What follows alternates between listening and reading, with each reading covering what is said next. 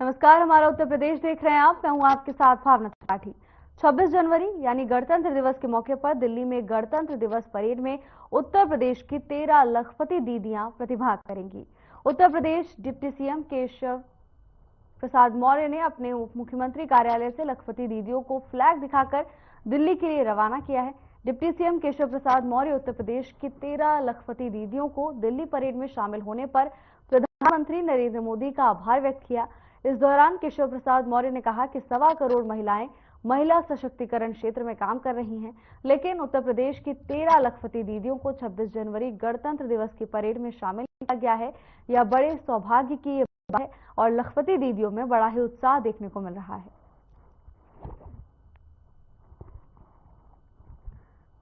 Deputy CM ने flag march दिखाकर 13 लखपति दीदियों को दिल्ली के लिए रवाना किया।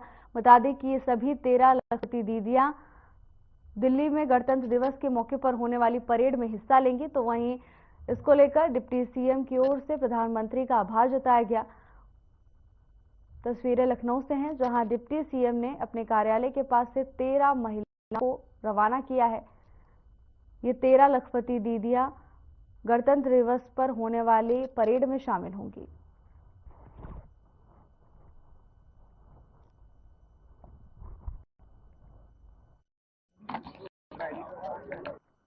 एक करोड़ से अधिक दीदियों के माध्यम से महिला सशक्तिकरण का कार्य किया जा रहा है। ये गलत बात है, चला लो। जिसमें आज कोई भी ऐसा क्षेत्र नहीं है जिसमें हमारी समूह की दीदियां प्रतिभाग नहीं कर रही हैं। लेकिन आज सबसे बड़ी खुशी का दिन यह है कि माननीय प्रधानमंत्री जी ने महिला सशक्तिकरण की दिशा में उत्तर प्रदेश की 13 दीदियों जो अलग अलग क्षेत्र में कीर्तिमान स्थापित कर रही हैं। एक सामान्य परिवार जिनके दोनों समय के भोजन का संकट रहता था, आज वह लखपति दीदी के रूप में गणतंत्र दिवस की परेड में शामिल होने के लिए प्रस्थान किए, जिनको अभी मैंने हरी झंडी दिखाया है।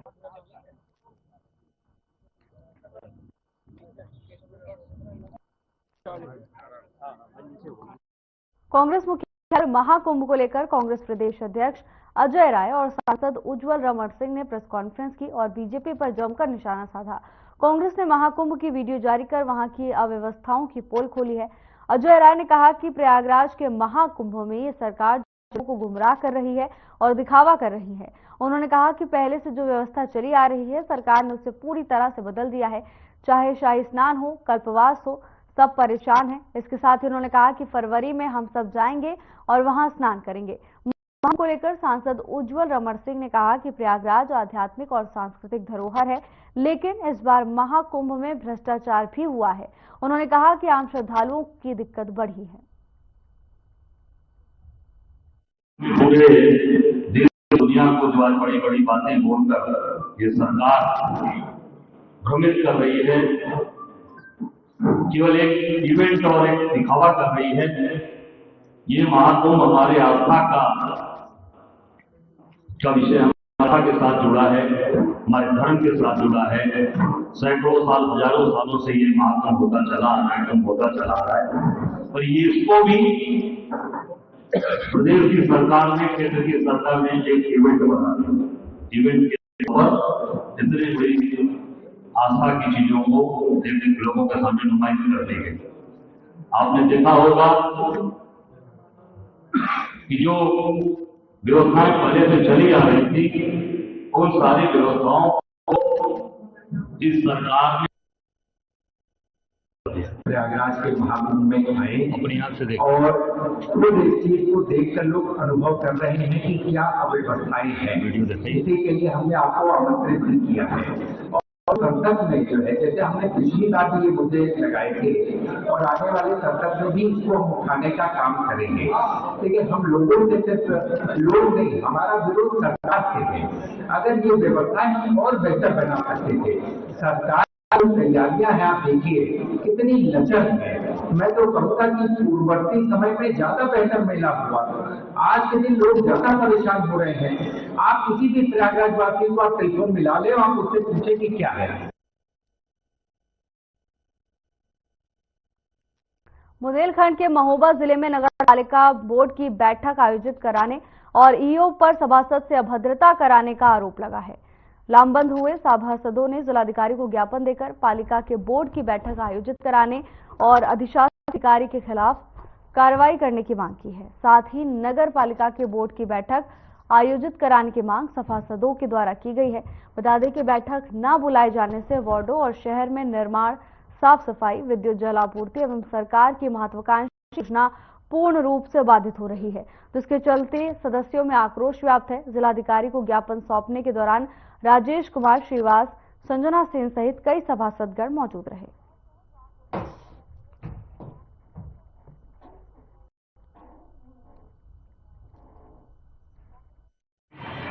हम लोग अपनी सभी सभासद हैं, जो 16, 17, 18 सभासद हैं, वो लोग अपनी एक मांग है हमारी कि जो हर महीने जो मासिक बैठक होती है बोर्ड की वो कराई जाए। जो पिछले 2 वर्षों में केवल 2-3 बार बैठक हुई है, वो भी कचली मेला की बैठक होती है और एक बार बजट की बैठक हुई है। तो हम लोग चाहते हैं कि मतलब वो बैठक प्रति माह कराई जाए और हम लोग जनता के द्वारा चुने गए हैं, अपने वार्डों में अपने विकास के लिए चुने गए हैं। यदि हम मासिक बैठक नहीं होगी तो हम अपने प्रस्ताव कैसे रखें? इसी से हम लोग ने जिलाधिकारी जी, इसी उद्देश्य से हम लोग आए थे कि हम लोग अब जिलाधिकारी जी से कहें और वो हमारे 3 दिवस के अंदर बैठक कराएं। यदि नहीं होती तो फिर हम लोग कमिश्नर साहब के यहाँ जाएं।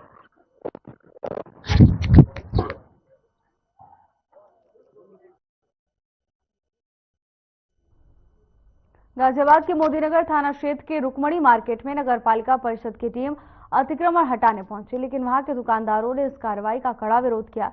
दुकानदार सड़क पर बैठकर प्रदर्शन कर रहे हैं, कार्रवाई को न्याय बता रहे हैं। रुकमणी मार्केट में 45 साल से बनी दुकानों को नगर पालिका परिषद की टीम ने अतिक्रमण के तहत हटाने का काम किया है, हटाने का फैसला लिया, लेकिन दुकानदारों का कहना है कि उन्हें इस कार्रवाई से पहले कोई नोटिस नहीं दिया गया।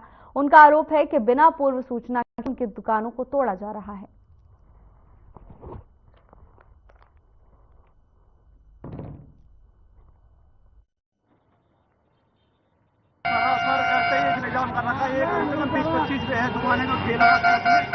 ये जबरदस्ती नगर पालिका द्वारा तोड़वाए गए।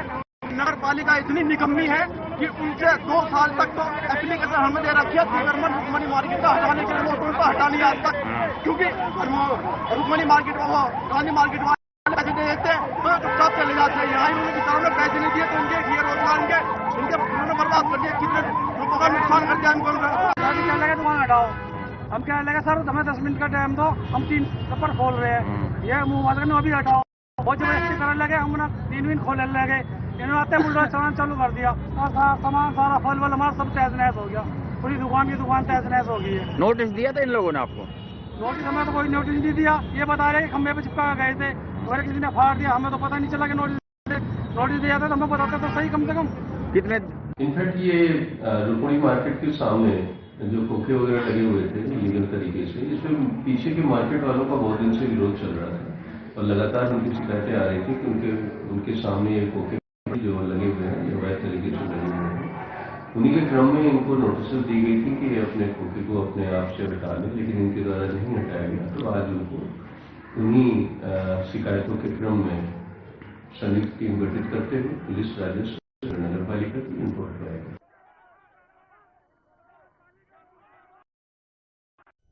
खबर मेरठ से है, जहां देर रात राजकीय बाल संप्रेक्षण गृह में एक किशोर ने फांसी लगाकर जान दे दी। घटना की जानकारी मिलने के बाद एसपी सिटी और एडीएम मौके पर पहुंचे। वहीं जांच के दौरान पता चला कि किशोर की मां उससे मिलने नहीं आई थी, जिसके चलते निराश होकर उसने कदम उठाया।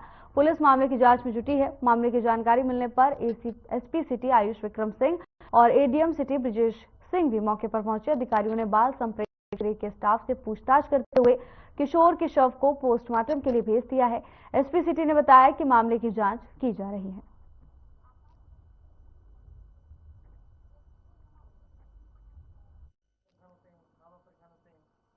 थाना नौतंदी पुलिस को राजकीय बाल गृह में एक 17 साल के बच्चे द्वारा सुसाइड करने की सूचना मिली थी। सूचना मिलते पुलिस द्वारा मौके पर पहुंचकर शव को अपने कब्जे में लिया गया था। जो बच्चे द्वारा जो चादर होती है, चादर से बाथरूम में जाके जो एक जाली लगी हुई है उसमें अंदर लगाकर सुसाइड किया। इसमें शव को कब्जे में लेके मजिस्ट्रेट द्वारा पंचनामा कराया गया है।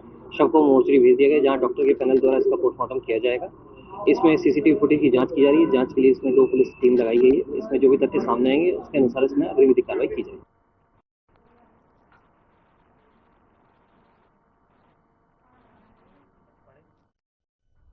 खबर नोएडा से है, जहां सेक्टर 62 में स्थित फिट जी इंस्टीट्यूट रातों रात बंद हो गया। इंस्टीट्यूट में पढ़ रहे करीब 1000 छात्रों की पढ़ाई पर संकट छा गया। छात्रों के अभिभावकों ने गंभीर आरोप लगाए। 2 साल की फीस एडवांस लेने का आरोप लगाया है। अभिभावकों ने मैनेजमेंट पर गुमराह करने का भी आरोप लगाया। अभिभावकों की तरफ से थाना सेक्टर 58 में दी गई है शिकायत, तो मामले की जांच में पुलिस जुटी हुई है। इंस्टीट्यूट के बाहर अभिभावक मौजूद हैं। अभिभावक शिक्षा विभाग से भी मामले की शिकायत करेंगे। हमारे लिए बहुत ही स्ट्रेंज था, क्योंकि फिटजी एक करीब 30 साल पुराना इंस्टीट्यूट है और आईआईटी की तैयारी के लिए माना जाए, और इस भरोसे पर हमने अपने बच्चे का एडमिशन कराया था कि यहाँ अच्छी पढ़ाई होगी, अच्छा उसका प्रिपरेशन होगा, और हमने एक्चुअली 2023 जून में उसका एडमिशन कराया था और हमने करीब 4 लाख रुपए एडवांस फीस दिया है 4 साल के लिए। मेरी बेटी अभी अप्रैल में उसका सेशन शुरू होगा, उसके पहले ही हमने 4 लाख रुपए दे दिया है।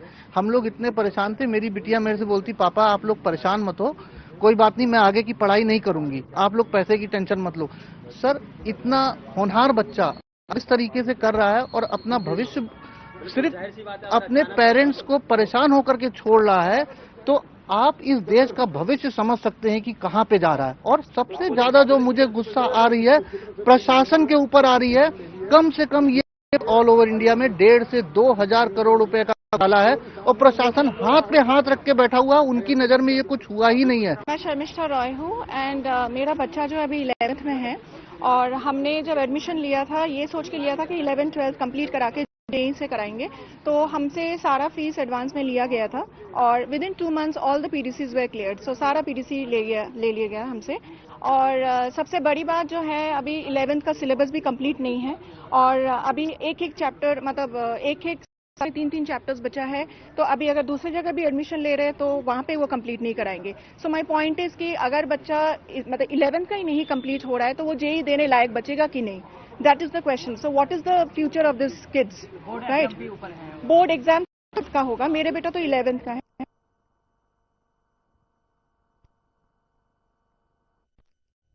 संभल में बीएसए ने एक पेपर सॉल्वर सहायक अध्यापक को सस्पेंड किया है।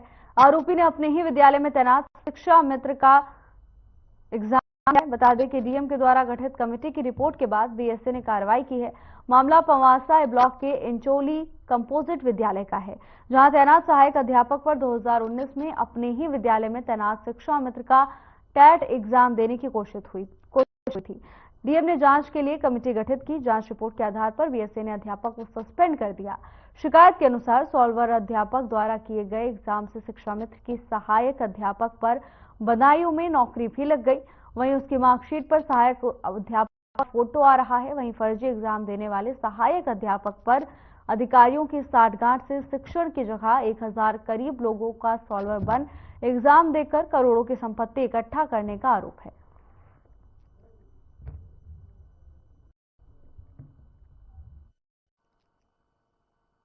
शिकायत आई थी जो पीडी साहब और बीएसए साहब के माध्यम से हमने जांच कराई थी, और उस जांच में प्राइमा फेसी वो दोषी पाए गए थे, इसलिए उनको निलंबित किया गया है। और इसकी जांच हमने जो हमारी पुलिस की इंटेलिजेंस यूनिट है उनको दी है कि जो विस्तार से जांच है वो करें। हमारे पास शिकायतकर्ता के द्वारा शिकायत की गई थी और जिलाधिकारी महोदय के पास भी शिकायतकर्ता ने शिकायत की थी। उसके बाद उसमें सुनवाई हुई और उसमें कमेटी गठित हुई थी परियोजना निदेशक पीडी साहब के और मेरे संयुक्त रूप से, और उसमें हम लोगों ने जांच की। उसके बाद प्रथम दृष्टया पाया गया कि वो जो शिकायत है वो सही है, उसके आधार पर कार्रवाई की गई है, निलंबन। मेरा नाम बीए सिंह है, मैं ग्राम चंदवा, थाना असमोली, जनपद संभल का रहने वाला हूँ। सुनील पाल की शिकायत मैंने की थी। इन्होंने 500 से अधिक मास्टर फर्जी लगवाए थे और इनकी दोबारा से स्थल पर जांच होनी चाहिए।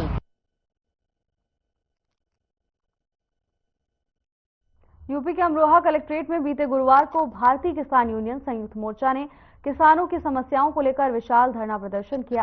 100 से अधिक ट्रैक्टरों के काफिले गजरौला से कलेक्ट्रेट पहुंचे किसान नेताओं ने नारेबाजी की। नारेबाजी करते हुए जोरदार प्रदर्शन किया गया। वहीं उन्होंने कहा कि देश के किसानों की स्थिति दिन ब दिन चिंताजनक होती जा रही है। जहां औद्योगिक इकाइयां अपने उत्पादों का मूल्य स्वयं तय करती हैं, तो वहीं अन्नदाता किसान फसलों का मूल्य सरकार या मंडी के बिचौलिए निर्धारित करते हैं। साथ ही उन्होंने कहा कि 9 दिसंबर 2021 को सरकार और किसान यूनियन के बीच न्यूनतम समर्थन मूल्य पर हुए समझौते को अभी तक लागू नहीं किया गया।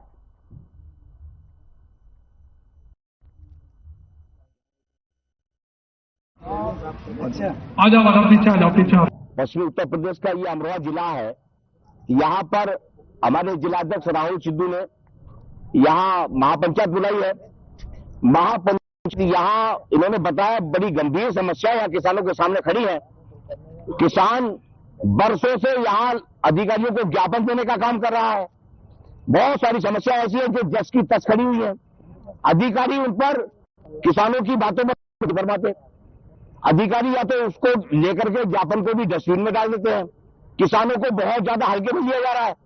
आज ये महापंचायत या संयुक्त मोर्चे की बैठी है, अधिकारियों से वार्ता होगी और अधिकारियों से वार्ता होने के बाद सबसे समस्या किसानों ने बताई कि आज छुट्टा गवर्नेंस को लेकर के है। तो यहाँ पर नियुक्ति के लिए आपने तो बचा ली जान अपनी जान। आज छुटकारा तब होगा जब बंदी वालों का जब हमारी समस्या है। तो ये मांग है हमने जिला स्तर के सभी पदाधिकारी गाँव आ जाओ पीछे आ जाओ आप बैठते रहो यहाँ जाओ बीच में चंद्रपाल सिंह।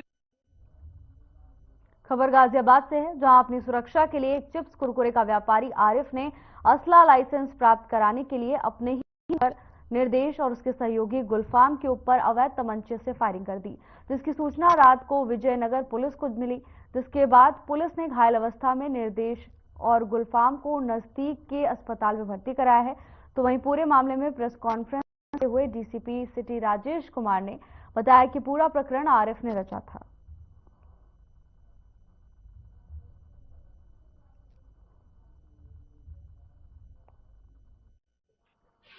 दोबारा पे एक सूचना आई थी कि 2 लोगों को गोली लगी है फ्लाईओवर के पास जो हाईवे है वहां पे। इस सूचना पे तत्काल विजयनगर पुलिस मौके पहुंचती है तो देखा है कि 2 व्यक्ति वहां पे घायल पड़े हैं। एक छोटा हाथी है और एक के पैर में गोली लगी है और एक के हाथ में गोली लगी है। तुरंत उसको इलाज के लिए अस्पताल जाता है। जब कायदे से गाड़ी की छानबीन की जाती है, पड़ताल की जाती है और गोली के लगने के एंगल है तो घटना संदिग्ध प्रतीत होती है। इसके बाद पूरा जब छानबीन किया जाता है और उनसे गहराई से कड़ाई से पूछताछ की जाती है, बड़ा दिलचस्प खुलासा इसमें आता है कि एक लाइसेंस बनवाने के लिए इस तरह की घटना प्लान की गई थी। जो इसमें गाड़ी का मालिक है आरिफ, उसके द्वारा बैठ नारे डाल देना। हाँ।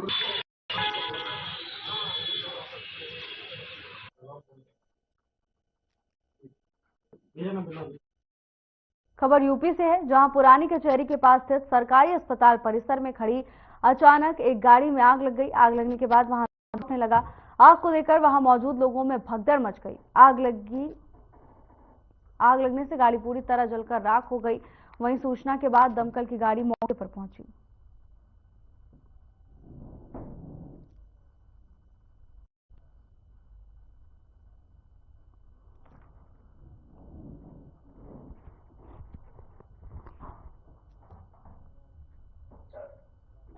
मैनपुरी के करहल थाना क्षेत्र में आगरा लखनऊ एक्सप्रेसवे पर बीती रात एक सड़क हादसा माइलस्टोन 86 के पास लखनऊ से आगरा जा रही कार अनियंत्रित होकर डिवाइडर से टकरा गई। हादसे में कार चालक अभिषेक शर्मा की मौके पर ही मौत हो गई, जबकि 4 अन्य यात्री गंभीर रूप से घायल बताए जा रहे हैं, जिन्हें तत्काल अस्पताल में भर्ती कराया गया है। प्रारंभिक जांच में बताया कि हादसा चालक को आई झपकी के कारण हुआ। कार पहले एक अज्ञात ट्रक से टकराई और फिर डिवाइडर से जा भिड़ी, जिससे वो पलट गई।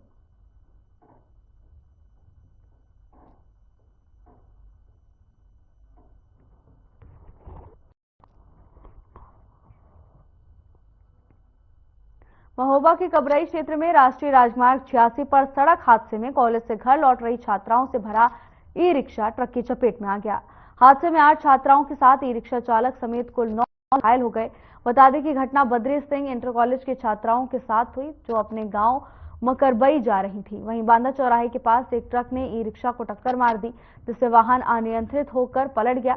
सभी घायलों को तत्काल सामुदायिक स्वास्थ्य केंद्र कबरई लाया गया, जहां प्राथमिक उपचार के बाद 5 छात्राओं की गंभीर स्थिति को देखते हुए उन्हें जिला अस्पताल रेफर कर दिया गया है।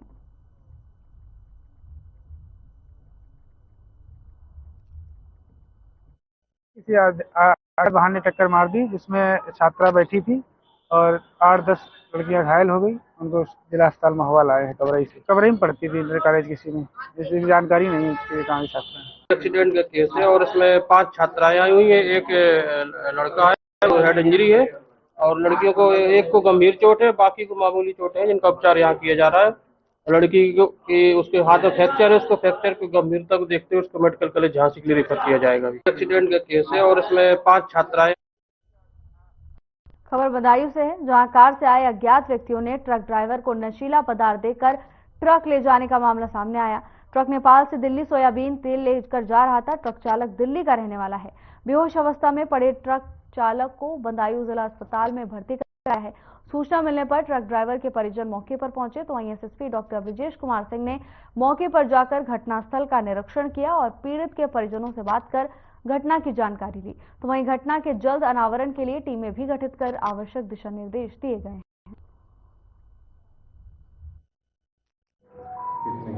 मुजरिया में बदायूं दिल्ली हाईवे के पास ग्राम सफदरपुर के पास में एक व्यक्ति बेहोशी अवस्था में मिला। इस सूचना पर तत्काल मुजरिया पुलिस मौके पर पहुंची। बेहोश को उपचार हेतु अस्पताल में एडमिट करा। होश में आने पर उसने अपना नाम सरबजीत सनाफ संतोष सिंह निवासी मिलकपुर थाना भिवानी हरियाणा बताया। जो एक ट्रक ड्राइवर था, उसने बताया कि वह नेपाल से दिल्ली पाम आयल लेके आ रहा था।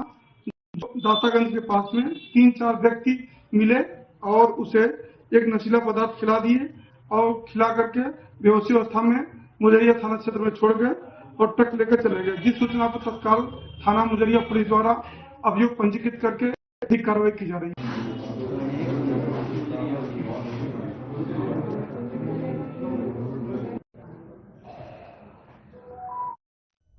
गाजियाबाद के नंदग्राम थाना क्षेत्र में बदमाशों के हौसले बुलंद नजर आ रहे हैं। बीती रात बाइक सवार बदमाशों ने चंचल नाम के युवक की गोली मारकर हत्या कर दी। ये वारदात नंदका टेम्पो स्टैंड के पास हुई। हत्या के बाद बदमाश हवा में फायरिंग करते हुए मौके से फरार हो गए। घटना की सूचना मिलते ही पुलिस तुरंत मौके पर पहुंची और शव को कब्जे में लेकर पोस्टमार्टम के लिए भेज दिया गया है। पुलिस इस हत्या को पुरानी रंजिश और रुपयों के लेन देन के तौर पर देख रही है। जल्द से जल्द घटना का खुलासा करने का दावा कर रही है। थाना नंदग्राम में दीनदयालपुरी जो 30 फुटा रोड है चौकी नंदग्राम क्षेत्र, वहां पे एक चंचल जो 34 वर्षीय युवा है, उसको गोली मार दी गई थी कुछ लोगों के द्वारा, जिसमें उसे हॉस्पिटल ले जाते समय वहां पे मृत्यु हो गई थी। इस संबंध में उसके भाई जो जॉनी प्रशांत है, उसके द्वारा तहरीर थाने को प्राप्त हो गई है। धाराओं में इसमें मुकदमा पंजीकृत कराया जा रहा है और साथ ही जो नामजद है चूंकि तहरीर, इसमें गिरफ्तारी का प्रयास किया जा रहा है। जल्दी इस घटना का खुलासा कर दिया जाएगा।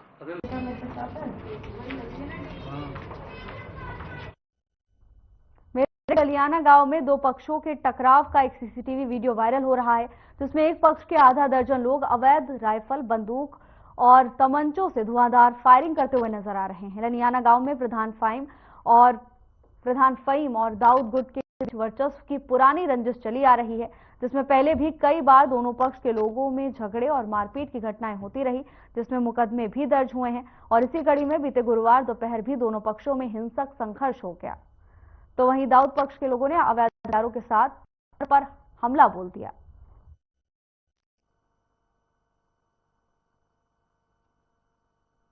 थाना क्षेत्र किठौर के गांव ललियाना में 2 पक्षों में विवाद हो गया था, जिसमें फायरिंग भी हुई। इस प्रकरण में पीड़ित पक्ष की तरफ से मुकदमा दर्ज हुआ। साथ ही पुलिस की तरफ से जो विवाद करने वाले लोग हैं, उनमें दोनों पक्षों के कुल मिला के 8 लोगों के विरुद्ध 7 CLA और BNS की गंभीर धाराओं में मुकदमा दर्ज किया गया है। अब तक राशिद नामक एक व्यक्ति की गिरफ्तारी की जा चुकी है। बाकी पुलिस की 4 टीमें CO किठौर के नेतृत्व में लगाई गई हैं। शीघ्र ही शेष जो बचे हैं उनकी गिरफ्तारी सुनिश्चित की जाएगी।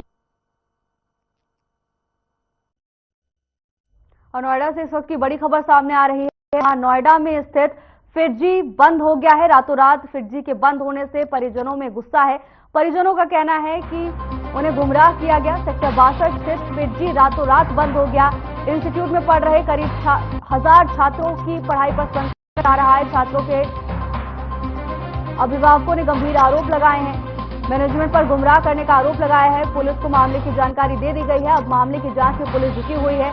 बता दें कि फिटजी रातों रात बंद हो गया, जिससे करीब 1000 बच्चों की पढ़ाई पर खतरा बन रहा है।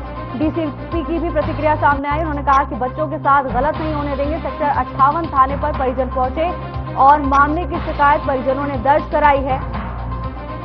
अभिभावकों ने मैनेजमेंट पर गुमराह करने का आरोप लगाया है। परिजनों ने बताया एडवांस फीस भी वो दे चुके हैं। नोएडा से इस वक्त की बड़ी खबर आप तक पहुंचा रहे हैं, जहां जाना माना फिटजी रातों रात में ही बंद हो गया और इसके बाद अभिभावक परेशान नजर आ रहे हैं। करीब 1000 छात्रों की पढ़ाई पर संकट मंडरा रहा है। किस क्लास में है और फिटजी में पढ़ रहा था? मेरा बच्चा क्लास 11th में है और पिछले 6 महीने से फिटजी सेक्टर 62 सेंटर में पढ़ रहा है। और अब अचानक से उसका ट्यूसडे को क्लास था। क्लास से 1 घंटा पहले मैसेज आता है कि आज का आपका क्लास कैंसिल हो गया। और उसके बाद जो वहाँ का जो स्टाफ था, जो मैनेजमेंट था, उनकी तरफ से मैसेज आया कि हम लोगों को कई महीने से सैलरी नहीं मिल रही थी, इसलिए हम सब लोगों ने वो छोड़ दिया। हमने आकाश ज्वाइन कर लिया है, तो आप अपने बच्चे को आकाश में भेजें। आकाश का भी अभी कोई पॉइंट क्लियर नहीं है, वो फ्री में हमारे बच्चे को क्यों पढ़ाएंगे। हमारा जो है 95% पैसा फिटजी ऑलरेडी ले चुका है, जो मेरे 12th तक का 2 साल का कोर्स के लिए मैंने ऑप्ट किया। और उसके बाद आज हम कल सेंटर पहुंचे तो सेंटर में सुबह कोई था ही नहीं, एक रिसेप्शनिस्ट भी नहीं था। भी आए थे, आज भी आए थे, कल भी एफआईआर के लिए आए थे, आज भी एफआईआर के लिए आए। लेकिन कल से हम लोगों को घुमाया जा रहा है, आज आइए, कल आइए, आज आइए, कल एफआईआर नहीं। कल टोकन रिसीव करके, एप्लीकेशन रिसीव करके टोकन दिए और बोले एफआईआर कल आइए, परसों आइए, तब हम प्रोसेस में। फिलहाल के लिए बस इतना ही। जल्द हाजिर होंगे नई अपडेट के साथ। नमस्कार।